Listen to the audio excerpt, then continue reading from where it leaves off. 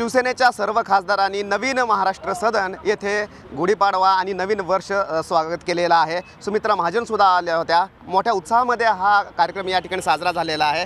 आपल्यासोबत कृपाल तुमाने जे आहेत, हेमंत गोडसे जे आहेत, राहुल शेवाळे जे आहेत।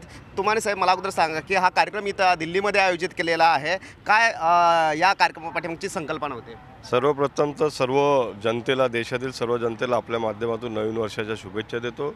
नव वर्ष सर्वांना सुख समाधानाचं समृद्धीचं लाभो अशी कामना करतो व या दिल्लीमधून, दिल्लीच्या तख्तामधून सर्व देशामध्ये एक मेसेज जावा याकरता सर्व शिवसेनेच्या खासदारांनी, विशेषतः हेमंत गोडसे यांच्या मार्गदर्शनामध्ये हा एक सण दिल्लीमधून सुरू करून नवीन वर्ष कसं असावं याचा निरोप देशाला देण्याचा आम्ही प्रयत्न करतो आणि देशातील सर्व जनता आज नवीन नववर्ष सर्व देशात उत्साहाने साजरा करतो आहे।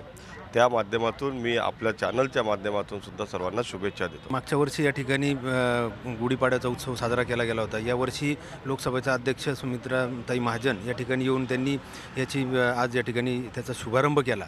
या उत्सवाच्या माध्यमातून आपण जनतेला शुभेच्छा देतो की आपल्या सर्वांना हे नवीन वर्ष सुख समृद्धीचं आणि भरभराटीचं जावो आणि आपल्या या देशाची प्रगती हो, त्याचबरोबर आपल्या या देशातून आतंकवाद नष्ट व्हावा अशी आपल्या आई तुळजा भवानीचरणी प्रार्थना करतो। देशातील सर्व नागरिकांना गुढीपाडव्याच्या आणि हिंदू नववर्षाच्या हार्दिक शुभेच्छा देतो।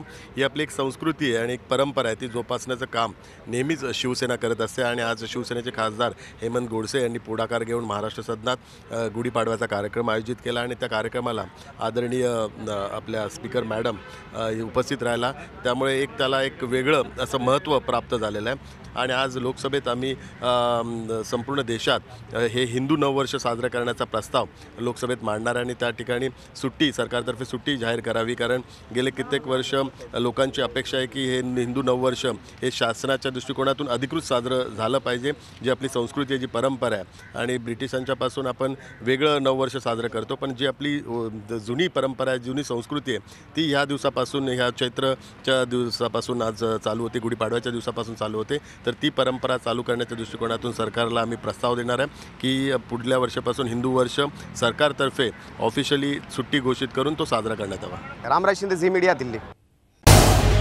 झी 24 तास रहा एक पाऊल पुढे।